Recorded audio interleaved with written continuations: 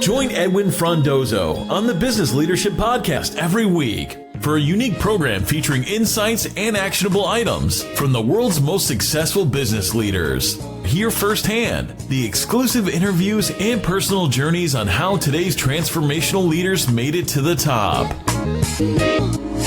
If it was easy, everybody would do it. That's a line that we use a lot at our office. It's supposed to be hard. It's supposed to be like pushing a rock up a hill, which is how it certainly can feel many days.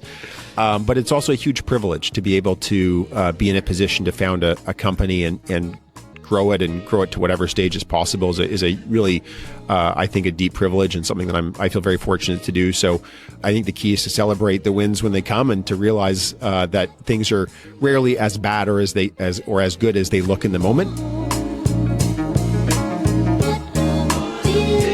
This is the Business Leadership Podcast, and I am your host, Edwin Frondozo. Welcome, and thank you for taking the time to join me today.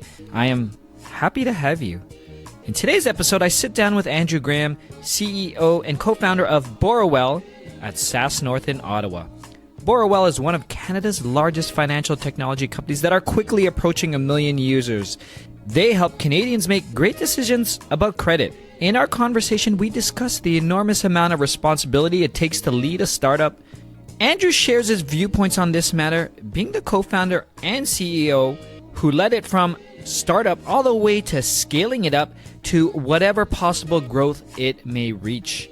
And together, with the responsibility involved, he shares his strategies, practices, tips, and practical ways he could employ to stay on top of his game and reinforce the leadership skills he already possesses. Today's episode is brought to you by Slingshot, a Canadian telecommunications leader in business voice over IP services that empowers the emerging and innovative companies. Slingshot ensures that companies are communicating clearly to their customers, team members, and stakeholders. And unlike traditional telcos and other cloud providers, Slingshot understands what it takes to grow and scale a business. To learn more about Slingshot, go to slingshotvoip.com/TBLP. And with that, here we go. Andrew, welcome to the Business Leadership Podcast. Great to be with you. Well, first off, thank you for taking the time out of your busy schedule, Andrew. We're actually, for the listeners out there, we're at a conference in Ottawa called SaaS North, and Andrew stopping by to discuss a number of things from the panel or his speaking opportunity here, and as well as to share his journey and his experience when it comes to business leadership. But before we get started, Andrew, maybe if you could maybe start by introducing yourself to our listeners. Maybe they don't know who you are. Let us know, I guess, who you are. Sure. So I'm the co-founder and CEO of Borrowell, and we're one of Canada's largest fintech companies. We help consumers make great decisions about credit by providing credit information and recommendations about great products that they can use to make their financial lives better. I also am the father of 3 fairly young kids, so life's busy. How young is your youngest? My youngest is about 4 months old. Oh my gosh! Congratulations! Thank you. Yeah. Yes, my oldest is almost just turning 6. So it's a busy time, but it's a really fun time. Wow! I can't even imagine, Andrew. I mean, I have one child, 3.5 years old. So I'm like in the middle of your life, and you get to experience, I think, everything coming over and over again right now, right? It does feel that way sometimes, but it's also great as someone, in a business world, you're able to come home and see my kids every day, and it's very grounding. If you've had a bad day at work, they bring you up, and if you've felt like a champion at work, there's nothing more humbling than trying to parent sometimes and getting it wrong. Yeah, well, maybe you could say hi to them while you're here. Absolutely. If they're listening to this in the future, that's right. Hello. So let's get started. We are in SaaS North, which is a conference for Canadian scaling cloud SaaS companies. What are you here for? First off, Andrew, and what discussions are you taking part in? So I'm here for a few reasons. I mean, really, it's a great opportunity to tell the story about Borrowell, and share what, things we've learned, mistakes we've made, and raise the profile of the company. I think we've been able to be successful in a bunch of ways, and it's exciting to be able to talk about that. And it's also great to be at the conference and meet other Canadian entrepreneurs and entrepreneurs that from outside of Canada as well, and hear what's going on in the industry and pick up some tips and learnings from people that have grown businesses much bigger than ours. You mentioned Borrowell and sharing your story of I guess from startup to now scaling up. Can you share, how has it been, Andrew, like literally being in the driver's seat of one of the fastest growing fintech companies? Well, I mean, I think on the whole, it's been such a terrific few years for me. It's definitely been the most rewarding part of my career. It's a real privilege. And look, we've been very lucky in a bunch of ways with our timing and in other ways to be able to get this far, on the journey. We've over 1 million, consumers that use our product. We have about 80 employees. We've raised a few rounds of venture. So we've been able to get some way along the journey. And I feel very privileged to be, leading a company with a whole bunch of super talented, people working there. And I think at least to some degree, making the financial lives better for 1 million plus people.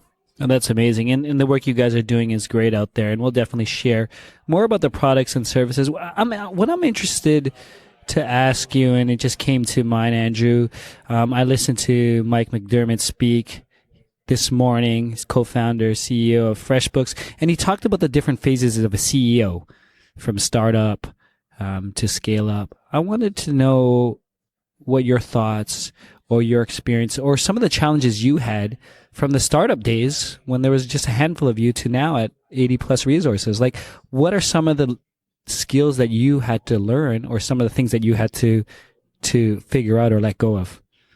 I think certainly one of the hardest parts for me is that my job has changed quite a bit along the way. And sometimes as CEO, you don't realize the job has changed until a couple of months after it has. And you realize you're kind of, not doing what you need to be doing. And I think, when you're a small company, you're trying to find product market fit. There's an opportunity to be involved in a lot of decisions, and you're hiring, people that maybe are less specialized. At the stage we're at now, we have very distinct functional groups led by people with deep expertise, much more expertise than I have in any of those areas. And so I think my role is much more about, building culture, making sure that there's clear direction and alignment, and making sure we have the right people in leadership roles across the company. So it's much more hands off in terms of day-to-day product decisions or day-to-day operational decisions. I think you really got to believe you got the right people in place to make those decisions. I spend a lot more of my time now externally facing, talking to either our investors or partners or even consumers, the whole range of different stakeholders. What's interesting, when I asked you that and you talked about your role changing so often, and maybe a couple of months later, it looked like, Andrew, that there was a specific example that you might have had or thought of when you were talking about. Can you share with us something that you maybe found out too late that it was changing and you had to really adjust real quickly? I think one of the hardest things is, as we've grown, there's certainly been instances where we've had employees who have been really awesome at one stage and just didn't like it as much, or maybe weren't as good of a fit at a later stage. And that can be really hard because you've got someone that's been in the trenches with you. And especially in the early days, when we were 10 people sort of sitting around a table, you might be sitting beside someone who's just, terrific and has been with you, through the really hard times. And as you get better, they sort of need to be in a more specialized, narrow role. They can't be around the table all the time for all the decisions. And they just kind of turn around one day and say, look, this isn't as much fun anymore. So, I think I should go do something else. There's this, 5-person company that's asking me to join and I'm really excited about it. And that can be very hard, I think, as a founder to sort of, have people, leave. But on the other hand, it's entirely natural, I think, that different people like companies at different stages. And I think I've sometimes been sort of late to realizing that someone would actually be much happier and more effective at an earlier stage or a different stage company. Right. And a question that came to mind as you were talking about leaders transitioning like yourself and team members, employees transitioning as well because they're not fitting in, maybe not in the role, maybe not the organization anymore. I'm wondering, as a founder, how was it like making that decision to actively let someone go? And maybe they were your friend at the time too. Yeah, I mean, we've had situations where either you've let someone go or else they put up their hand and say like, look, this isn't as much fun as it used to be. And that in some ways that's even harder because you're kind of like, what do you mean it's not as much fun? I think it's a lot more fun. We actually have, what did I say? Team and, yeah, exactly. This is something I did. And again, you just have to kind of realize that different people like things at different stages. Yeah, no, that's great. Andrew, what do you do, or do you have any practice that you look to do to continually grow as a business leader, as a founding CEO, as your company is growing and scaling now? Yeah, I mean, look, I like reading and listening to podcasts on leadership and scaling for sure. So I think it's great that you're the content you're producing, for example. I think I've also benefited from having a really strong executive team around me that doesn't shy away from saying, hey, like, I think you're missing something here, Andrew, you're getting this wrong. And I've been working with an executive coach for the past year or so to try to sort of up my game. And we started that process by doing a really sort of thorough 360 with all of my direct reports as well as other people across the organization. And it was really eye-opening. I mean, there were certainly some blind spots that I, didn't realize. I guess that's the nature of blind spots, that he was able to sort of surface and kind of say, look, here's some areas where we need to work together to up your game as a leader. And that was really, really helpful. No, that's great. And so you engage with an executive coach within the last year. How did that come about? Was that something that within your personal growth or maybe a board member, or like, why did you engage in it at that time? I was really keen on it. And certainly when I raised it, I had good support from my board. Look, it's not an easy job being, successfully scaling a company. I thought I would just sort of increase the odds of success if I had someone helping me out and giving me advice. I mean, athletes, lots of different people get coaches, and I think I've always benefited from having different people as advisors, and I thought sort of institutionalizing that and putting some rigor and discipline around that is helpful. So, we'll chat every few weeks, and it'll sort of be like, hey, look, did you reflect on this or that, or did you make any progress on this or that? And that's been I think it's helpful having that sort of rigor and discipline. What was some of the blind spots that you uncovered that you were really surprised to hear? Yeah, I mean, look, I'm happy to share. I mean, I think, look, there's a few different things that I'm working on as a leader. I think the ability to sell is a core function of being a leader, especially today. You've got to sell to customers. You've got to sell to employees. You've got to sell to investors. And I think, especially in the early days, I think there were times where I was, probably a bit shy and a bit reticent to kind of tell the big story and the big, dream, both externally and externally. And I think I've been working on really trying to bring that together and being more, coherently sharing what the vision for the company is. And then explaining where we are today, how we've gotten here, and then how we're gonna build a great, big company that helps a lot of people and that's worth a lot of money. So those kind of sales skills would be one area that I'm really trying hard to work on. Very cool. Well, thank you for sharing. I know even for myself and folks that I've worked with, having executive coaches, sometimes there's surprising things that you never knew of, and it's really nice to hear things and grow from that. And for the listeners who are out there who may be considering, like, how do I improve? Executive coaching it's a huge piece in your game. Yeah. I mean, look, I think if you're a leader, there's definitely things you need to work on. I mean, no one's perfect. That's right. So either you know them and you're working on them, or you don't and you're not. Yeah. And I would rather at least have a sense of, and look, if you're in an organization, especially as a leader, there's a lot of people around you who are going to have great, really thoughtful opinions. So it's better to get those things out, right? It's better to know that, hey, that talk you gave last week, that didn't connect at all. People were totally, that's right, boggled by what you said. That's better to know than not know. Yeah. So we really try to we use other tools like anonymous feedback systems where people will be very candid and be like, boy, what a terrible job you did, or like, why didn't you thank the engineering team for the great work they did? So I think, and again, it's just better to hear that stuff than not, because then at least you can adjust. Just a few words from our episode sponsor, Slingshot. Business leaders are now faced with the challenges to ensure that their business and culture are not only profitable, but also a sustainable business. So how does your workforce look like?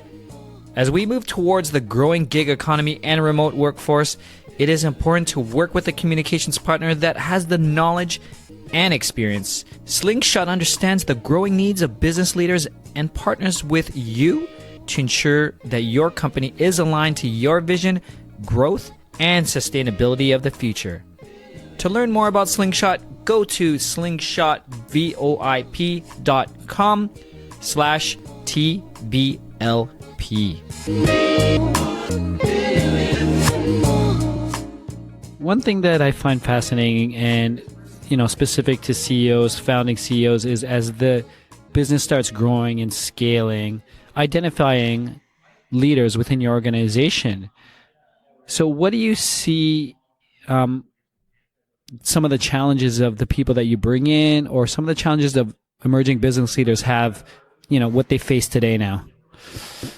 I think it's a really fascinating time to be in business, a really exciting time. There is so much changing so quickly.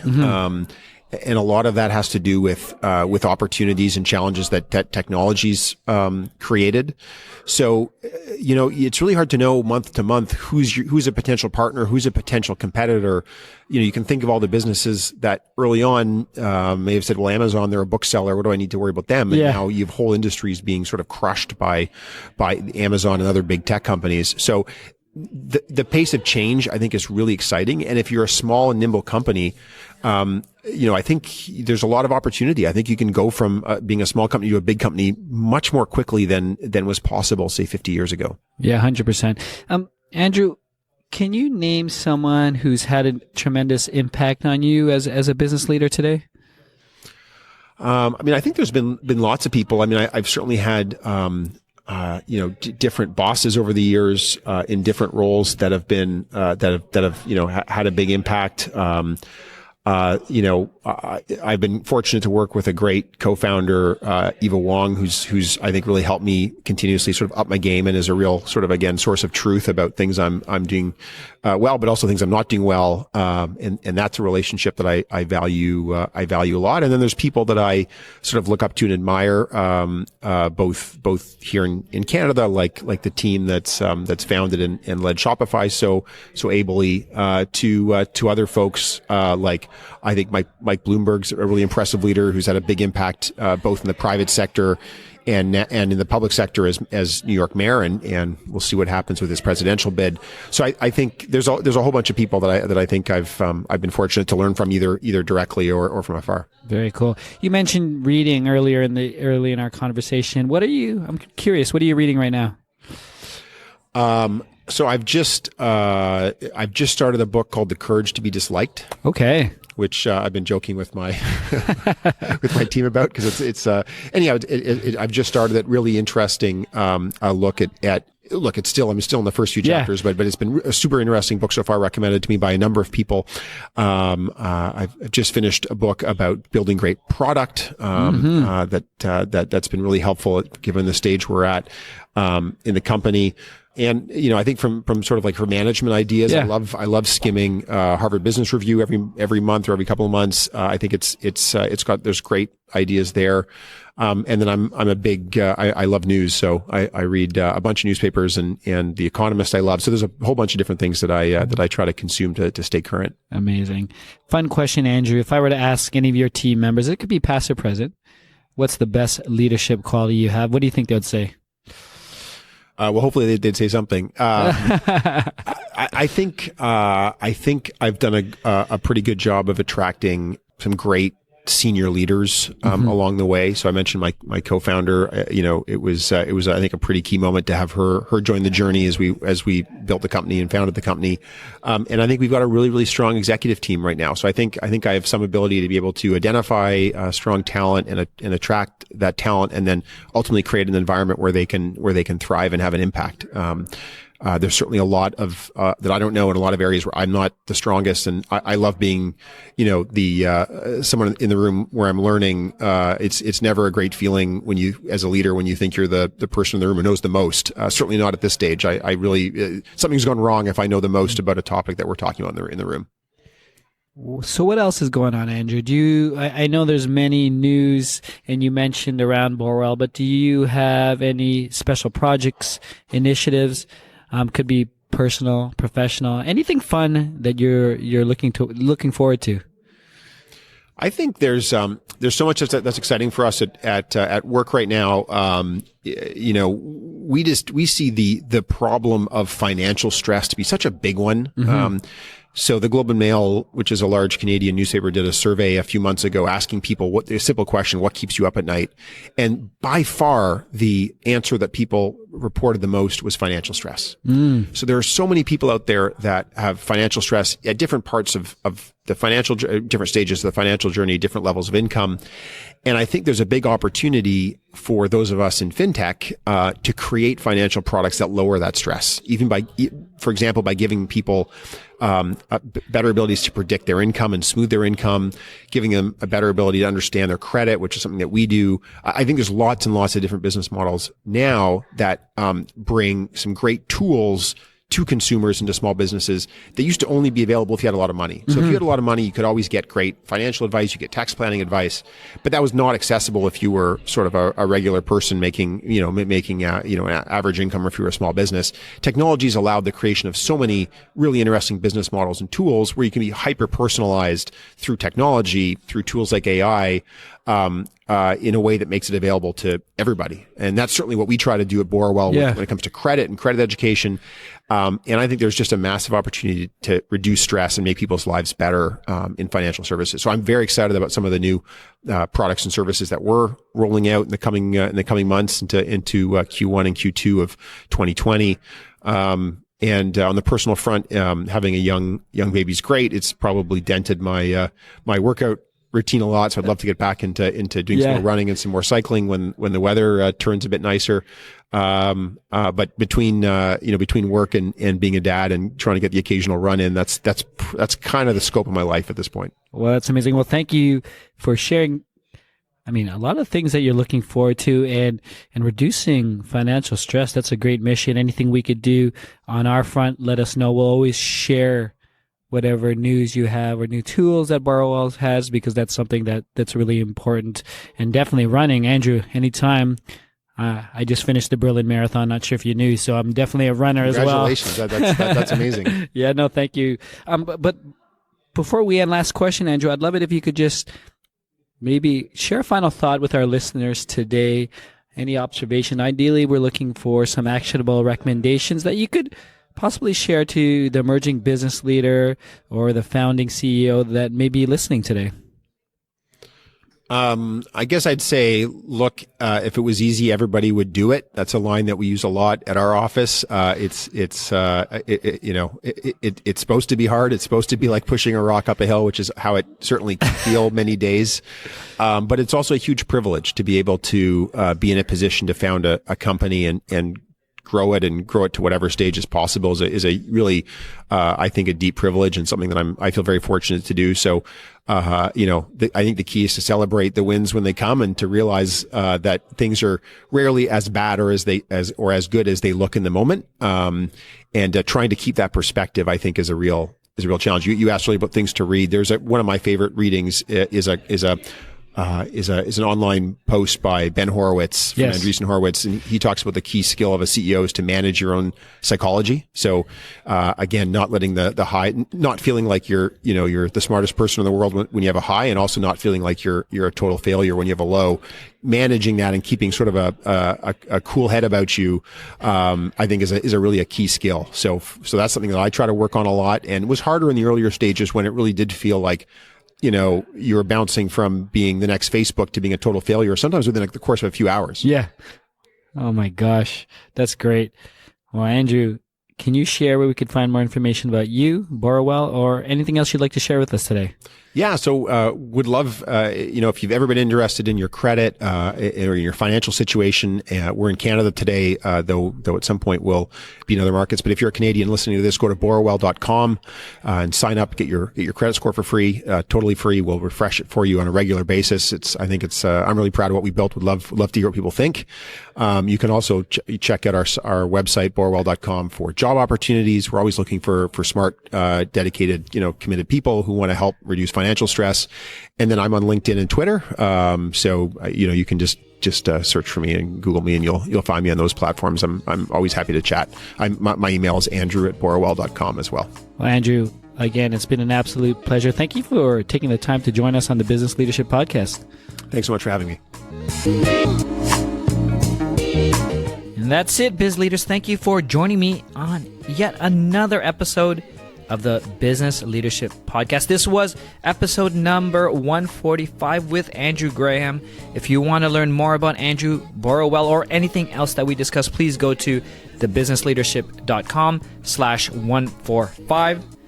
Join me on my private Facebook group where I will discuss this episode, answer your questions, and connect you with other like-minded business leaders. Simply search for Business Leadership Group directly in the Facebook. Thanks again to our sponsor, Slingshot, a Canadian telecommunications leader in business voice over IP services. Slingshot understands the growing needs of business leaders like you and partners with you to ensure that your company is aligned with your vision, growth, and sustainability of the future. And lastly, if you haven't done so yet, please subscribe, rate, and leave a comment on your favorite podcast player. Once again, thank you. Edwin signing off. Thank you for listening to the Business Leadership Podcast at thebusinessleadership.com.